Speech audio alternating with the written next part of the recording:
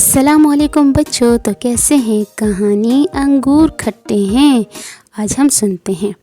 ایک دفعہ کا ذکر ہے کہ ایک لومڑی بہت بھوکی تھی۔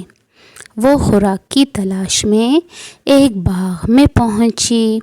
اس نے دیکھا کہ باغ میں پکے ہوئے انگوروں کی بیلیں لٹک رہی ہیں۔ انگوروں کو دیکھ کر اس کے منہ میں پانی بھر آیا۔ لومڑی نے بار بار چھلانگ لگا کر انہیں توڑنے کی بے حد کوشش کی،